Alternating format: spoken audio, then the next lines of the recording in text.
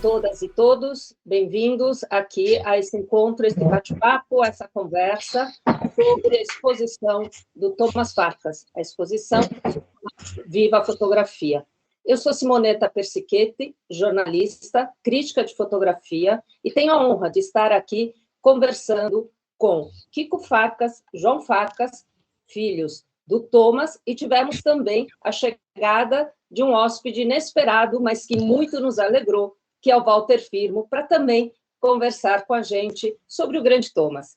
Viva a Fotografia não é um nome escolhido por acaso, era o jeito que o Thomas, em qualquer exposição, em qualquer conversa, em qualquer bienal, se levantava e dizia viva a fotografia.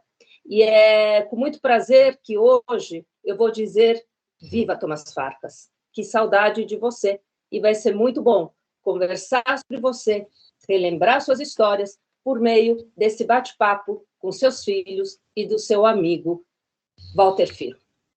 Obrigada, Thomas, obrigada, Kiko, obrigada, João, e obrigada, Walter, por me darem a honra de estar aqui com vocês. Bom, João, Kiko, a gente sabe que seu pai, ele usava a fotografia, eu acho que seu pai era um fotógrafo compulsivo. Claro, ele foi cineasta, mas eu me lembro que desde que eu conheci nos anos 1990, século passado, sempre o vi com a câmera pendurada no ombro, né? Ele fotografava incessantemente, o dia inteiro e tudo era um motivo de conhecer por meio da fotografia. Que lembranças vocês têm dele, também com a câmera, o que ele fotografava? Ele fotografava muito vocês, por exemplo? Ele fotografava muito. Eu acabei de pegar lá na casa da minha mãe uns 10 carrosséis e eu achei coisas incríveis, ensaios fotográficos com os filhos e além de muitas outras coisas que ele fazia, mas acho que foi só quando a gente era criança, depois ele não fotografou mais, não. Acho que ele preferia outras coisas mais interessantes, né? Mas ele foi uma surpresa para mim achar essas fotos. Isso devia ser início da década de 60, meados da década de 60, onde ele já estava começando a fazer filmes e já tinha abandonado um pouco a fotografia mais, entre aspas, a profissional, né, que ele fazia, isso tudo colorido, né? Esse é um lado do Thomas que está um pouco bem desconhecido, e ainda eu e o João, aí como cavocadores das coisas do Thomas, ainda temos que administrar e trazer isso à luz, né, João? É verdade, é verdade. É verdade. Mas o seu pai, ele sempre foi uma pessoa ligada à fotografia, isso vem da família, do avô de vocês, mas, estranhamente, ele demora para se assumir realmente como um fotógrafo, no sentido de mostrar as suas fotos, né? Acho que ele foi conhecido antes como cineasta, da Caravana Farkas, e depois ele se coloca como fotógrafo, a expor, a ter seus livros publicados, e eu sempre achei o seu pai na fotografia um olhar muito irônico, né? Eu achava ele irônico na vida, engraçado, mas também eu vejo na fotografia dele, do Fotocine Clube Bandeirante, quando ele fotografou Brasília, sempre um certo olhar de ironia, de quebras de regras, sempre um estranhamento no olhar. Estou certa ou vocês não o percebem assim? Não sei, eu acho que vale a pena falar uma outra coisa aí, Simonetta, que é o seguinte, teve algumas vezes que o Thomas falou, meu desejo era ser repórter fotográfico. Eu achava que aquilo era uma invenção da cabeça dele, porque às vezes a gente vai recontando a história da própria vida de uma forma que mais nos interessa. E eu nunca achei que ele tinha tido essa vocação ou essa intenção. Epa, está vazando um áudio aí. E acontece que, ao revirar os guardados dele, a gente encontrou uma série de contribuições dele para o Estado de São Paulo e outras revistas, E, de fato, ele, na década de 40, ele fotografou bastante como fotojornalista. Aí, com 16 anos, 17 anos, 18 anos, tem uma página dupla. O Estado de São Paulo tinha um caderno rotativos, todo especial, com fotografias. Tem um ensaio dele sobre a chuva em São Paulo, por exemplo, que são várias fotos e tal. E aí ele fotografou para a revista Rio, para a revista, outras revistas e tal. E aí a gente ficou, de repente, se abismou um pouco com essa aproximação dele com o fotojornalismo. Então, quando você diz que ele se assumiu como fotógrafo, ele foi reconhecido como fotógrafo nos anos 90, na verdade tem toda uma história escondida, guardada lá, que de fato ele militou como fotógrafo, seja no Fotocine Clube Bandeirante ou na imprensa. E aí o Zé Medeiros, a gente estava falando do Zé Medeiros agora com o Firmo, o Zé Medeiros o convidou. O Zé Medeiros era editor de uma das revistas, não lembro se era a Rio ou a outra, e ele chamou o Thomas para vários ensaios fotográficos. Ele fez o balé russo, ele fez uma série de coisas. E então, de fato, ele tinha essa relação com a fotografia bem forte, não só fotoclubística, mas ele era filho único e o pai dele depois precisou dele para no trabalho, e ele acabou casou relativamente jovem, que naquela época se casava jovem, e acho que em 48, 49, e aí ele começou a se dedicar a uma fotografia mais familiar, vamos dizer assim, e sistemática. Você tem razão, ele fotografa sistematicamente o entorno dele, né? Mas aí sem maiores pretensões. O que a gente constata com o Kiko, quando a gente abre essas caixas e tudo, é que aquela qualidade fotográfica que ele desenvolveu no fotoclube ou nos experimentos dele, nas trocas, tá lá, tá lá. Os retratos são espetaculares, quer dizer, tanto que toda a composição, tudo, tá tudo lá. Mesmo que ele esteja trabalhando em cor, e ele foi muito experimental, experimentava muita coisa, experimentava cor, filme, slide, sempre se fuçou muito, até por uma questão profissional. E, por exemplo, no fim da vida, quando ele, nos últimos anos de vida, ele retomou a fotografia de forma mais sistemática. Ele recomprou a Rollei, que era uma máquina que ele tinha usado bastante, e ele fez, por exemplo, um ensaio que eu considero espetacular, que ele fotografou as pessoas da vida privada dele. Do porteiro do prédio, ao barbeiro, os amigos, a família, e são retratos espetaculares. Então, essa convivência dele com a fotografia que você diz que é um pouco tardia, na verdade, ela tem um momento inicial muito forte e ela se mantém durante toda a vida com alta qualidade, mas uma fotografia privada, digamos assim, exceto alguns momentos que ele se propôs um documento mais profundo, como em Brasília, etc. Mas o cinema passou a dominar o interesse dele até os últimos anos, quando ele dá essa retomada na fotografia, né? O que eu disse de tardio é quando ele resolve expor essas fotos e publicar os livros, né? A gente sabe que a fotografia fez parte dele desde cedo. E outra característica dele, né, é sempre essa coisa do experimental, porque uma das últimas entrevistas que eu fiz com o Thomas, já no fim, ele falou para mim: eu ainda vou fotografar com digital, eu vou comprar uma câmera para mim, você vai ver. Então, ele nunca perdeu essa vontade, né, de inovar na fotografia, de experimentar o tempo inteiro. Eu acho um pouco também do Thomas, né, nessa questão dele experimentar, fazer, brincar com a imagem, que ele usou muito a imagem também como uma maneira de conhecer o Brasil, né, de viajar, fotografar, dele mesmo. Ele tinha uma frase incrível, né? Todo mundo ri quando eu lembro dessa frase, que é uma frase que ele falava para mim: fotógrafo não tem que falar, fotógrafo tem que fotografar. Fale você, deixe que eu fotografo. Né? E eu acho, então, que ele realmente assume a fotografia como uma linguagem protagonista de informação das emoções dele, né? Da forma como ele via o Brasil. Vocês têm... Kiko, você acha que era assim? Ou é a minha impressão de alguém que estudou um pouco mais a obra do Thomas? Bom, eu não sou fotógrafo, então a minha participação é uma participação mais de filho, né?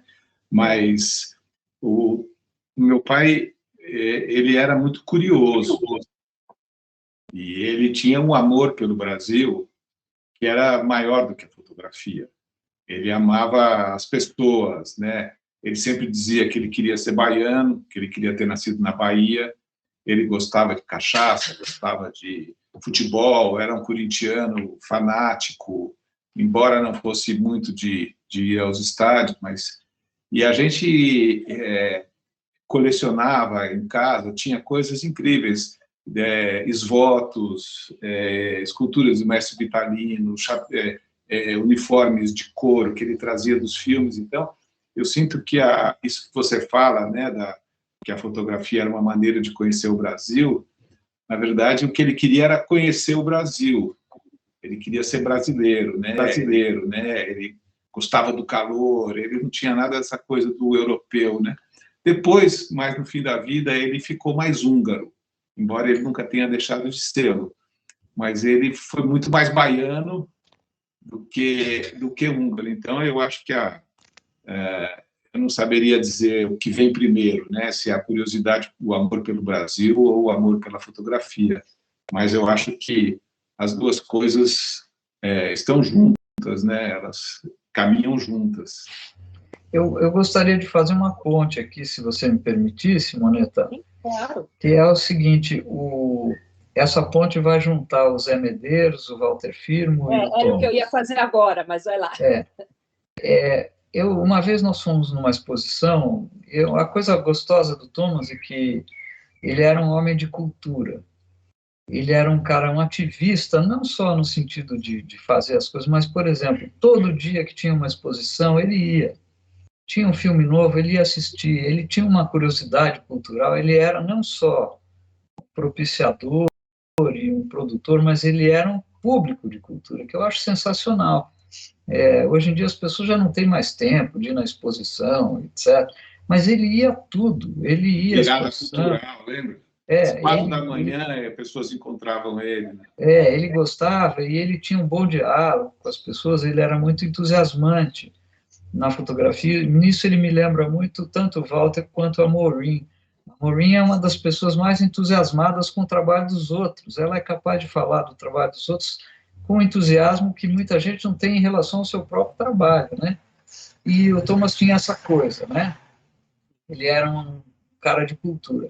E nós fomos uma vez numa exposição de uma fotógrafa que hoje é até bem sucedida, famosa, e a exposição era muito ruim. E era uma exposição grande, toda pomposa, então era ruim. E aí eu perguntei para ele, aí, não quis criticar, mas ele falou, para ela falta uma coisa. Eu falei, o que é? Ele falou, negritude. E aí entra o Zé Medeiros, tá? O Thomas, quando a gente foi estudar a obra dele, os contatos, para fazer o último livro, que foi um livro meio definitivo, assim, que é onde a gente repassou com ele todos os contatos 35, e a maioria dos 6x6 estavam catalogados, para que ele nos dissesse o que ele de fato considerava o principal da obra dele. A gente encontrou coisas que ele nunca tinha publicado, foi muito interessante, algumas ele não lembrava, outras ele lembrava perfeitamente, e nesse percorrer do olho fotográfico dele, dos 16 anos em diante, a gente percebe claramente que tem uma hora que ele deixa de ser aquele filho de imigrantes que fotografava os gatos, o estudante de engenharia que fotografava as obras de barragem, ou de usina hidrelétrica, etc. e tal, e ele vai ao Rio de Janeiro, estabelece esse contato com o Zé Medeiros, e o Zé Medeiros e o Rio de Janeiro dão uma injeção de Brasil nele. E a fotografia dele passa a ser sensual e incorpora, vamos dizer, a negritude, para simplificar. Ele começa a fotografar o morro, ele começa a fotografar o futebol, ele tem amigos artistas lá no Rio, muitos homossexuais, ele fotografa baile gay. Você vê que o mundo dele explode e ele entra no Brasil. Ele era um cara tipicamente imigrante paulista, protegido, filho único, a mãe dele e o pai falavam húngaro com ele, e ele, então, se torna, de fato, brasileiro, eu acho, muito pela mão do Zé Medeiros, o que, aliás, está muito bem retratado, essa relação dos dois, no filme do Lauro Escorel, Sim. que chama-se uma amizade improvável, que é um achado, né? Mas eu estou falando tudo isso porque o Walter nos lembrou aqui que quem falava do Thomas para ele era o Zé Medeiros. Então, eu queria passar a palavra para o Walter.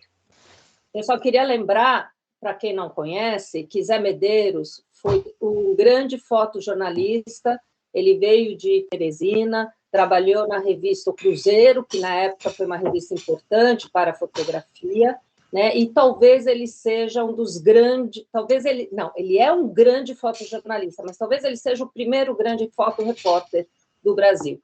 E você, Walter Firmo, conheceu Thomas, como o João já falou, né? Por uma amizade que são amizades sempre incríveis, você, Zé Medeiros e Thomas Farkas. Conta essa história para a gente. Essa história vai levar uns bons 3, 4 ou 5 minutos. É o seguinte, vocês estão diante de um cara que só está aqui falando para vocês por causa de um cidadão chamado José Medeiros. Porque eu, com 15 anos de idade, que queria ser cantor, queria ser padre, acabei me apaixonando pela fotografia, porque eu via todas as quartas-feiras de manhã, certamente eu era o primeiro a chegar na banca de jornal, e lá ia comprar a revista Cruzeiro para me deparar com quem? Com o grande repórter fotográfico José Medeiros. E aquilo insistia dentro de mim, que começava a me apaixonar pela fotografia, que eu queria viajar para todos os lugares, para todas as viagens que o José Medeiros fazia. Estar com os índios, conhecer a Europa, fotografar o Rio de Janeiro, porque eu era um suburbano que não passava da Cinelândia. Eu não conhecia Flamengo, nem o Leblon, nem Copacabana, porque eu morava no Meia, e dali eu não saía. A minha fronteira era exatamente onde tinha a Praça Paris, ali perto da Cinelândia. Então, e o José Medeiros teve uma capacidade de me influenciar muitíssimo. E quis o destino 2 vezes que intercedesse nessa relação.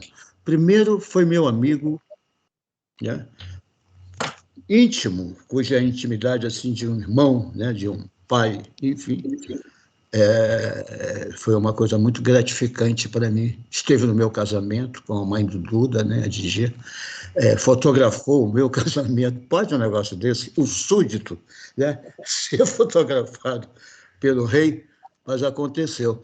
E depois, quando ele morreu na cidade de L'Aquila, que eu estava na mesma viagem com ele, né, e quase que a pessoa morre junto comigo. Ele estava num outro quarto e teve um mal súbito e veio a falecer. Tudo isso para explicar a vocês a continuidade mágica desse cara junto de mim, né? Na vida que ele singrou e que eu tive a oportunidade de conviver com ele. E aí entrou nessa junção, nessa intimidade, o nome de Thomas Farkas, que eu já vinha acompanhando o Thomas, né? Longe, assim como fotógrafo, eu conhecia muito pouco, mas foi quando o Thomas fez aquela revista, lançou aquela revista de grande profundidade da fotografia brasileira, que se iniciava a ter uma atitude a se mostrar, E eu fiquei pensando assim, mas como é que um fotógrafo do quilate do Thomas, isso já quando eu passei a conhecer o Thomas como fotógrafo, como é que uma entidade, né, se lança, deixa uma prazerosa para ter uma outra conflitante com problemas de dinheiro, de ter que, uma vez por mês, ter que lançar a revista.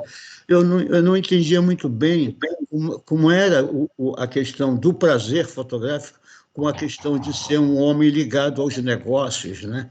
A essa constituição física que massacra muita gente, que é essa coisa de manter uma estrutura que eu acho que não era dele. Mas, enfim, isso é uma outra história depois.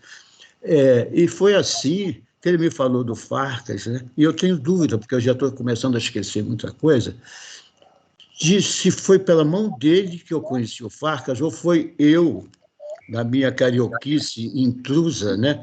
E depois de estar em São Paulo e ser o primeiro fotógrafo a ser contratado no projeto Realidade, e nessas indas e vindas, depois que eu vinha sempre a São Paulo procurar trabalho, que eu bati na porta lá do empreendimento do Thomas, porque eu queria me apresentar a ele e ser amigo dele. E assim foi feito, né? Primeiro porque ele tinha me dado 12 páginas de pleno esplendor, né?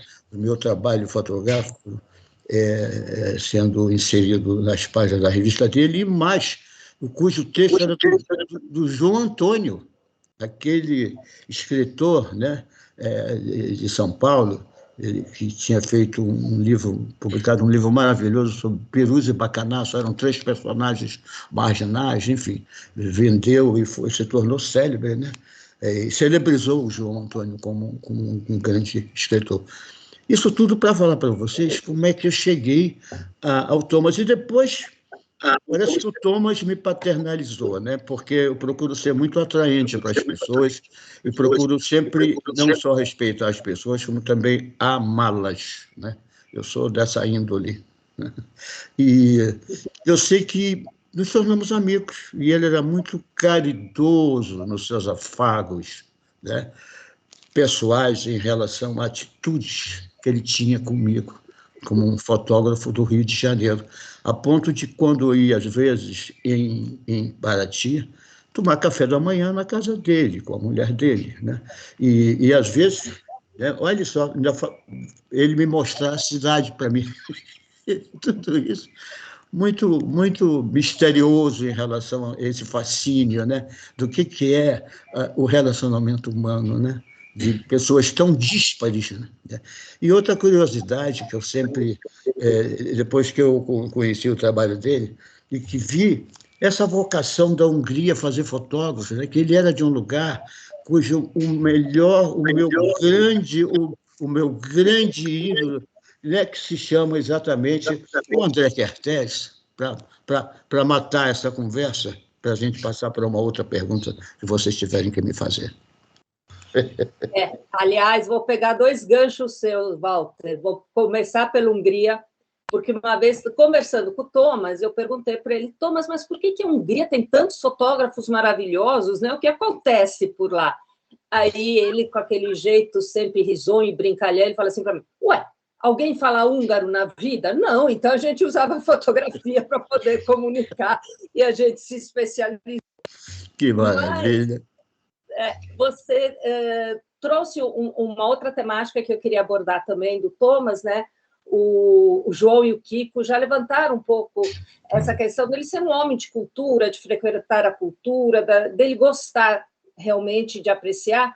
E, além do fotógrafo e do cineasta, né, ele fez muito pela fotografia brasileira, tanto com a Galeria Fotótica como com a Revista Fotótica, que é isso, né, essa revista que você estava falando, né, Walter, que ele te deu... Maravilhosa. Maravilhosa. Que a maior parte dos fotógrafos desse país, enquanto a revista durou, passaram pelas páginas da Revista Fotótica, né? Ela é fundamental para quem quer conhecer fotografia brasileira. Então, a gente vê esse lado dele, não só dele ser o fotógrafo, não só dele ser cineasta, mas também de promover a cultura fotográfica no Brasil. Não é não, João? É verdade. Você sabe que a gente está como minha mãe faleceu, a gente está desmobilizando as coisas na casa dela. E a gente tinha levado para lá o acervo do Thomas, que ele foi formando, principalmente ao longo do tempo da revista e da galeria. E é um pedaço da história da fotografia brasileira, fim dos anos 70 até os anos 90 e pouco. E aí, cada exposição que tinha, eu me lembro que na época não se vendia fotografia, uma fotografia valia lá $200, $300, sei lá, qualquer coisa assim, mas vendia uma, duas, não existia muito mercado para fotografia artística, né? Mas ele sempre comprava alguma coisa, trocava com os fotógrafos por equipamento e tal, e às vezes os fotógrafos também deixavam lá de presente alguma coisa. Então, você tem, são mais ou menos umas 600 imagens, e você tem desde pequenos portfólios até uma ou duas imagens dos fotógrafos. Então, é engraçado como sistematicamente ele fez as coisas e foi deixando uma série de heranças para a fotografia, para o Brasil, sejam os filmes, sejam a fotografia dele, sejam essas coleções que ele foi formando. E essa coleção, então, você tem desde fotógrafos que viraram grandes nomes, como o próprio Walter, como a Maureen, como o George Love, como o Bob Wolfson, tá? E tem gente que também não deu muito certo, mas que a galeria expôs e deu uma força e tal, mas aquilo não foi muito adiante. Então, e a gente agora que a gente tem que ver o que fazer com isso, a gente não quer despedaçar essa coleção, porque, primeiro, são fotos vintage, porque são fotos que o fotógrafo fez na época. Inclusive, não tem muita foto grande, não, as fotos eram pequenas, no máximo 30 por 40. Eu achei um retrato do Otto Stupakov, que é um pouco maior, assim, 50 por 60, mas chama atenção. Em geral, são fotos menores, não se fazia essa coisa de enorme, né? E é um retrato de uma época, né? O que se fazia, o que se mostrava, o que se considerava bom, e a nossa vontade é manter isso junto, porque também um pouco do olho dele, embora ele fosse muito generoso e sempre delegou para pessoas como a Roseli, como a Isabel, como a Solange, o direito de serem editores ou diretores da galeria, mas por trás tem aquele olho dele, essa coisa que o Walter está falando, essa generosidade em acolher.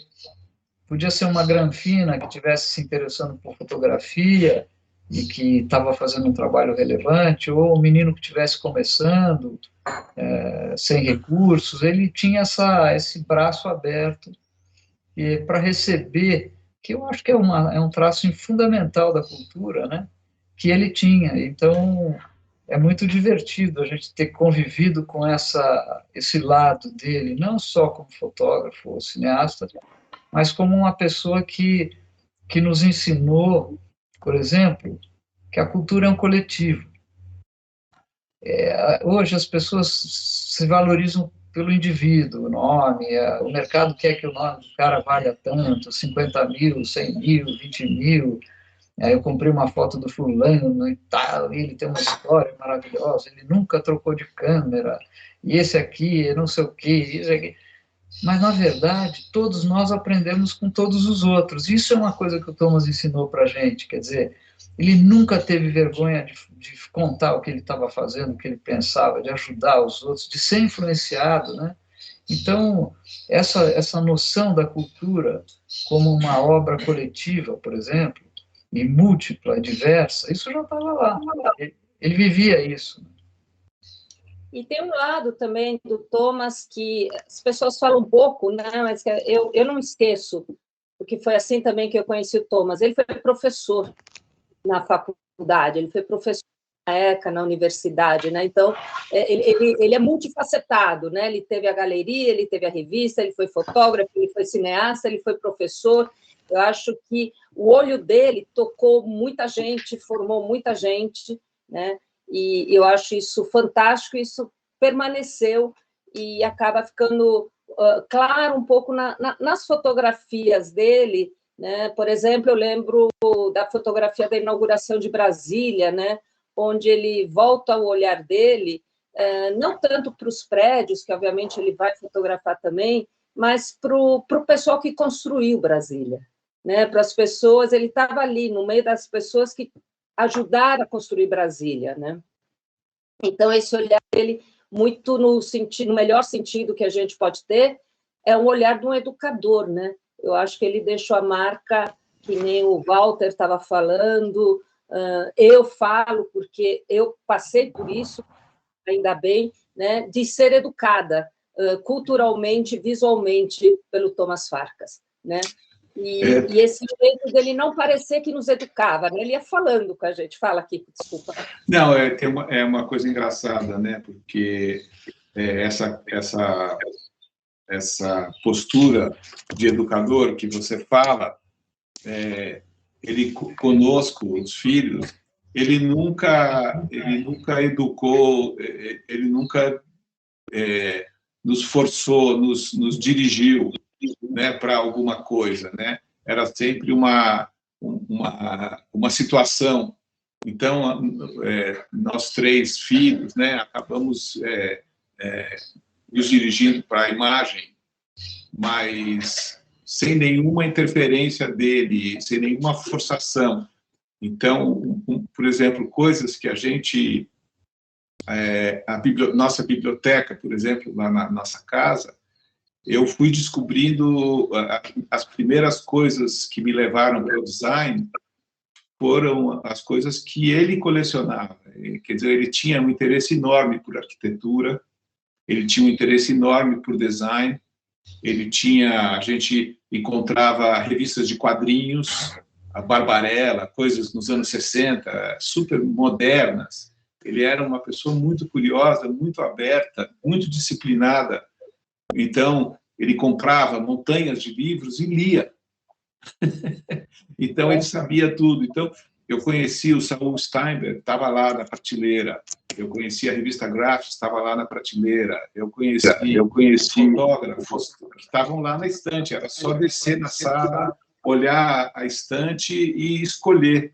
E isso se deu também com arquitetura, isso se deu também com música. Quer dizer, todas os selos Blue Note, todos os Miles Davis, os Coltrane, Pharoah Sanders, toda essa cultura, né, que o João fala e tal, e não se restringia à fotografia, se restringia à curiosidade pela arte, né, pelas manifestações. Quando ele foi a Cuba, acho que foi ser júri, até uma história engraçada, lá com o Garcia Marques, quando era diretor da escola. Quando ele voltou, ele trouxe umas fitas do Pablo Milanés, me lembro super bem, que ninguém conhecia a Nueva Trova cubana. E aí ele trouxe, a gente ficou ouvindo essa... Então, foi uma convivência onde a coisa era um educador sem educar, sei lá, não sei como é que a gente poderia definir isso, mas era orgânico, né? Era uma coisa muito livre, onde ele mostrava as coisas, viajava com a gente pelo Brasil de carro, né? Fomos de carro para o sul, para o norte, para o nordeste, para a Amazônia não de carro, mas era só ele apresentando o país para a gente, né? Como ele gostava. E isso a gente vê também na foto dele, assim como nas suas fotos, né, Walter? O prazer da rua, né? O Thomas gostava, né? O João lembrou das fotos agora dos retratos, dos amigos, mas o Thomas gostava era da rua, né? De fotografar na rua, de olhar a rua. Ele adorava fotografar as cidades, descobrir os personagens dessa cidade. Então, talvez o João tenha lembrado que ele queria ser repórter fotográfico, eu acho que passa um pouco por isso que você também tem, né, Walter? É o andar. Uma vez que eu te entrevistei, eu falei, o que é ser carioca? E a gente estava lá em Santa Teresa e você falou, escuta o tintilar do bonde. Isso é ser carioca. Eu acho que essas coisas vocês são muito parecidas, né? Aprenda o que está no seu entorno, né? Porque isso te ajuda a ver também. O viço, o prazer, o brilho, o estar, né? A compreensão desses elementos na tua vida, mesmo que seja por um instante repentino, é uma coisa por segundos. A fotografia é essa linguagem muda, né? Que nos compraz, nos seduz. É assim que a gente, de uma forma íntima, particulariza essa coisa, não, como um ato de respirar, viver. Eu entendo muito bem essa questão do Thomas, porque eu sou um desses, né? Perdidos num dia extremamente limpo, né? Que é o viver, estar com as coisas, interagir com ela de alguma forma, seja sozinho, olhando o céu, uma nuvem, alguma coisa assim, né? Mas eu queria só lembrar rapidamente, que eu sei que as minutagens passam rápidas, a sorte do goleiro que é a trave, e a sorte que ele teve naquele documentário de filmar o Pixinguinha, ali em São Paulo, num encontro inusitado, que ele não estava, eu acho que convidado, ele não sabia o que era. Aí ele viu, ele nem estava com a câmera, foi em casa, pegou a câmera e voltou, e filmou uma das cenas, ou a única cena móvel que aparece o nosso grande maestro tocando com a trupe dele, João da Baiana e outros, que Donga, lá no Ibirapuera. Como é que pode um negócio desse? Fale. Aí, João e Kiko. Nossa, aquilo ali é uma coisa de chorar, qualquer um chora. E aí a negritude entrou na vida do pai aí, do Kiko e do meu amigo João. O Thomas, ele contava uma história engraçada sobre esse filme, né? Porque ele achou isso, nos últimos anos, ele vivia lá no escritório dele, lá na Cônego Eugênio Leite, cercado de latas de filmes, montanhas de latas de filmes, e ele ficava pesquisando, olhando, transcrevendo, organizando, era muito legal. E ele falava que ele achou esse filme, esse pedaço, né? E que no final do filme tinha os nossos irmãos mais velhos, o Pedro e a Bia, tomando banho na banheira, e que ele separou essa cena do Pixinguinha e ele cortou a cena da banheira porque ele achou que não ia interessar muito as outras pessoas, né? Então, ele filmou o Pixinguinha e filmou os filhos na banheira. Então, é a mesma compulsão, né? A vontade de filmar, de registrar, né? Eu acho que é meio por aí, assim. Mas eu queria fazer só uma observação, depois do que o Walter falou, que nós não estamos diante de um fotógrafo, nós estamos diante de um poeta romântico, disfarçado de fotógrafo, porque o Walter é um poeta, e é um grande romântico. Então, eu só queria fazer essa observação. Eu fui homenageado por um texto do Walter, para um livro meu, e é poesia pura, e a fotografia dele é apenas um reflexo dessa alma poética e romântica que está aí. Então, é dos grandes. E tem mais, hein?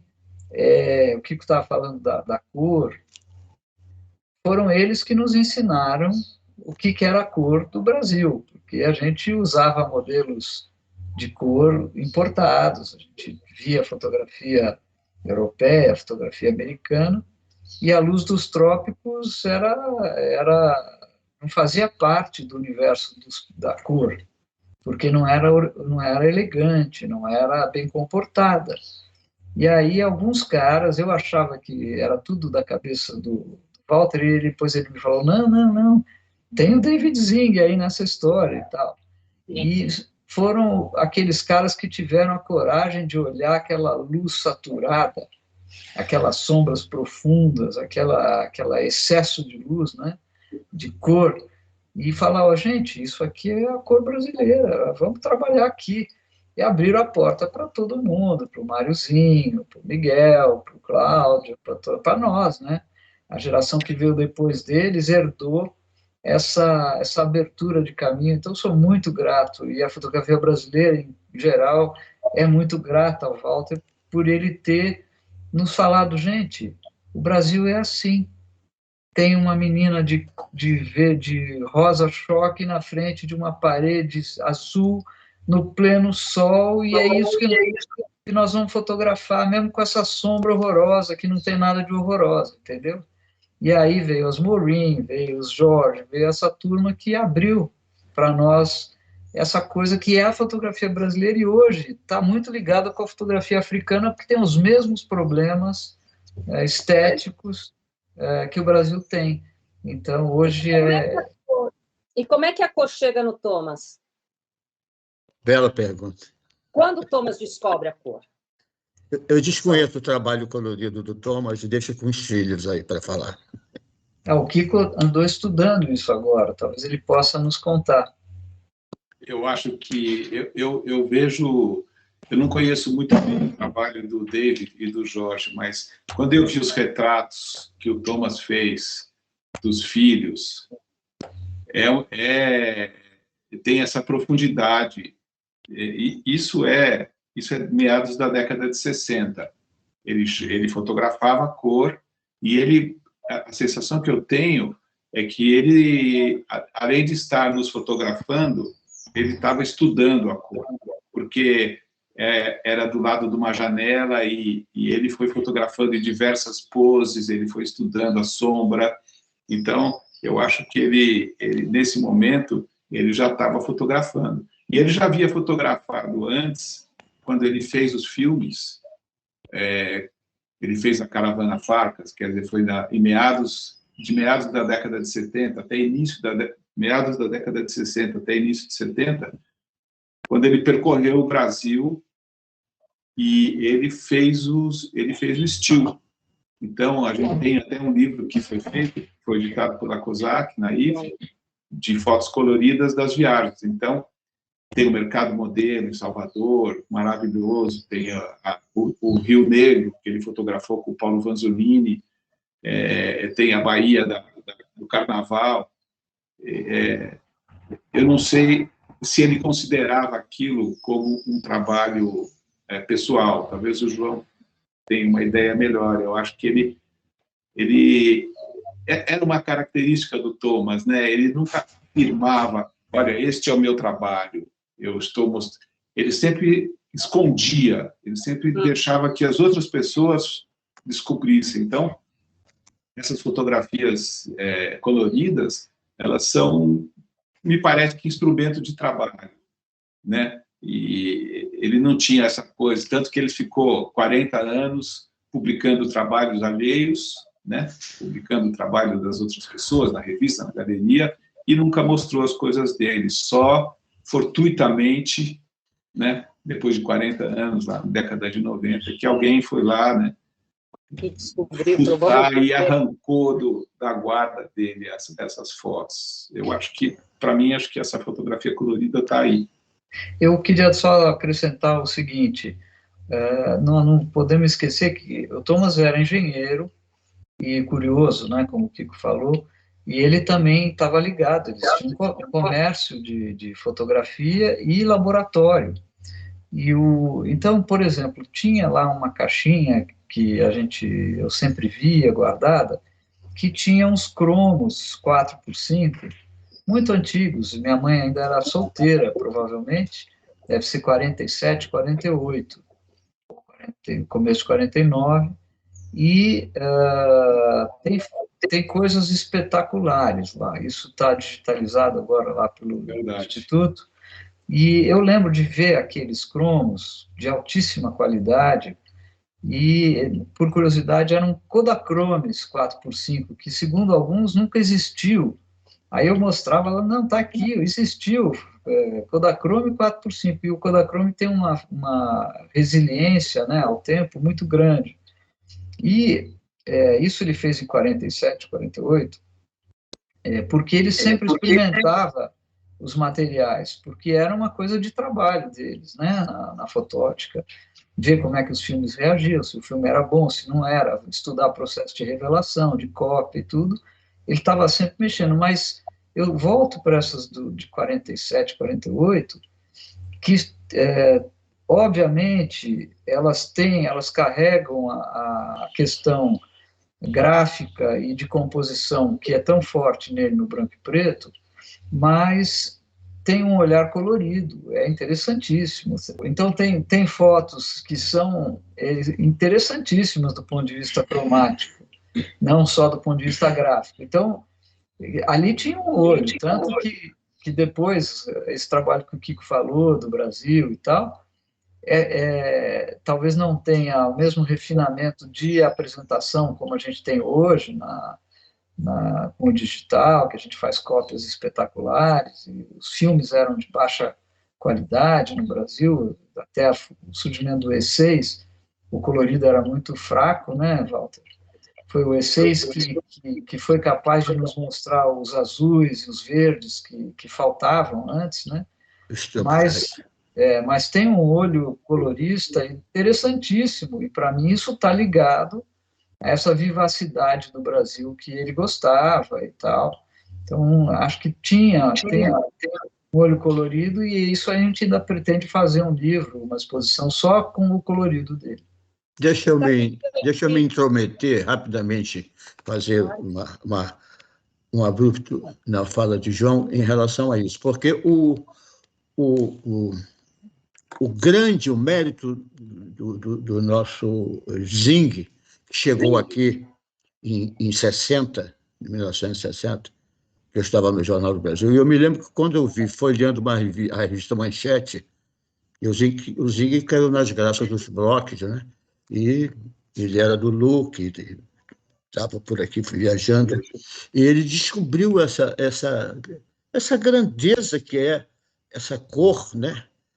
Endemoniada abaixo da linha do Equador, que, em relação à luz solar, a força que ela emana, que ela te deixa feliz, né? E o que aconteceu? O Zinc, com aquela elegância, ou a deselegância de ver as cores, da forma descomunal, né? Uma salada de frutas, ele influenciou muita gente, influenciou a mim, né? Certamente, por vias indiretas, deve ter influenciado o pai de vocês também.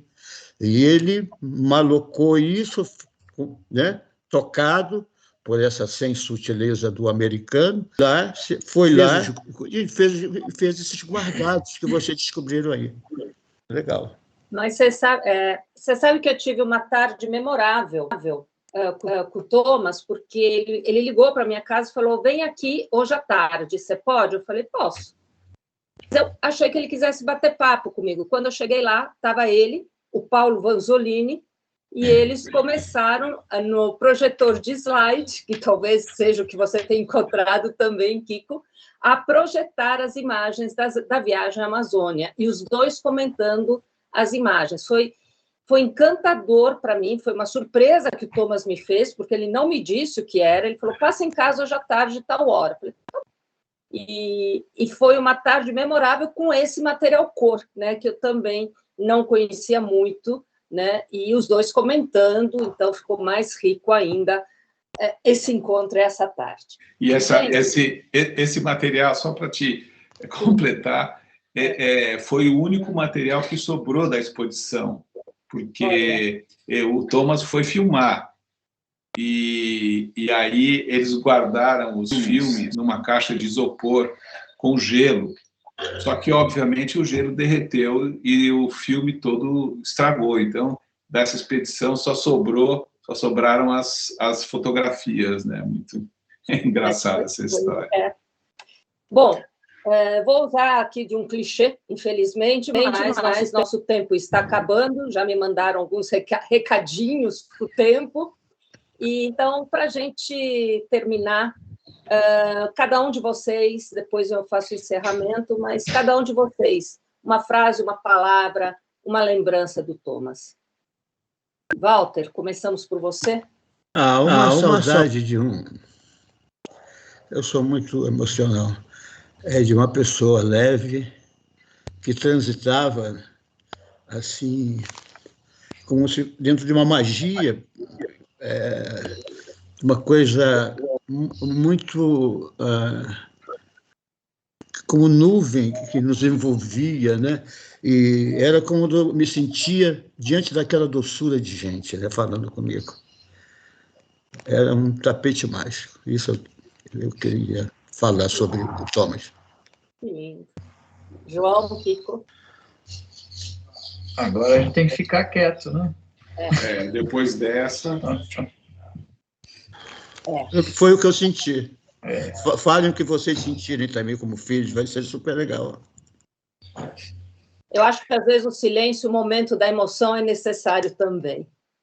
Não, eu acho que o Kiko tem uma história linda dele, que já registrou em algum lugar, mas que é tão bonita, sobre a relação dele com o corte do quadro fotográfico. E é tão íntimo aquilo que eu gostaria que o Kiko contasse, que ficasse guardado aqui. Tá bom. Quando a gente estava trabalhando no último livro, que é a antologia, que eu e o João mergulhamos no trabalho durante muito tempo, na companhia do Thomas, inclusive, para selecionar o material, o final do processo foi justamente, depois escolhidas as imagens, a gente usar o livro para que a gente tivesse um parâmetro para cada foto, porque o papai ele mexia demais, né? A gente trabalhava no mesmo escritório, no mesmo prédio, e às vezes ele vinha de meia até a minha sala, uma foto, uma impressão, e vinha, falava, empresta a tesoura. Aí eu falava assim, o que é, pai? Não, presta a tesoura que eu quero cortar aqui. Não, pai, pera, deixa que eu vou cortar. Eu pegava o estilete, a régua, e ele falava, corta aqui. E aí ele pegava a foto impressa inteira e, sem a menor cerimônia, ele falava, tira essa parte aqui, corta aqui. Então, a gente tem muitas cópias vintage desse material, tem algumas imagens que têm ampliações com cortes variados e também ampliações com níveis de profundidade, de escuros mais claros. Ele mexia em tudo, ele não tinha problema. Então, quando a gente fez o livro, depois que a gente selecionou as imagens, a gente estava no birô para colocar e acertar as imagens, qual era exatamente o corte que ele queria que ficasse marcado para sempre. E ele, nesse momento da vida, ele já estava um pouco sem saber muito bem aonde que ele estava, já estava assim... Eu ia buscar ele no apartamento dele, a gente descia, ele não sabia direito para onde nós vamos, o que nós vamos fazer. Aí a gente ia no carro, eu ia olhando a paisagem, sem saber muito bem o que estava acontecendo. E aí a gente chegava no lugar, no birô, subia, aí a gente sentava ele em frente ao computador, eu e o técnico. E quando a imagem aparecia na tela, ele, de repente, ele entrava em fase e ele tinha uma precisão, ele falava, tira aqui, corta aqui, está torto, escurece. E uma coisa incrível, como se ele voltasse à vida, assim, uma ligação impressionante com o trabalho, sabe? Todo o resto estava nebuloso, estava nessa nuvem, como diz o Firmo. Mas quando ele sentava, ele via a imagem, e aí a gente fez as 150 fotos, ele definiu, a gente tirou os parâmetros de cor, de corte, e foi assim um espetáculo de ver, porque isso durou alguns dias. Foi como assim um renascimento, né, em frente ao trabalho, né? Foi uma memória muito bonita que a gente guardou dele. Que lindo, que lindo. João, quer falar? Não, eu não queria incompridar muito, porque a gente não para de falar, e fotógrafo não devia falar, né? Dizia seu pai. Mas eu queria lembrar duas passagens pessoais com ele. Primeiro, que, embora a gente diga que ele fotografava muito, ou fotografava tudo, ele não fotografava muito, ele não é da geração digital. E... Então, ele fazia poucos, a turma do filme, né, que era conservadora. Mas eu me lembro que eu viajei com ele, eu já era filho dele, ele tinha uma loja de fotografia, eu tinha muito filme, para mim filme não era problema. Fora umas expedições que eu fazia, que o filme era limitado, quando eu estava num lugar que podia comprar filme, eu tinha filme. Aí eu viajei com ele uma vez, e ele olhou para mim e falou, você precisa fotografar tudo. Eu ficava bravo, escolhe o que você vai fotografar. E aquilo ficou gravado para mim. Essa lição não serviu para nada, porque agora com o digital eu não só fotografo tudo, quando ainda fotografo muitas vezes tudo, porque é um privilégio do digital, você se acerta sempre, não tem erro, basta ter olho, né?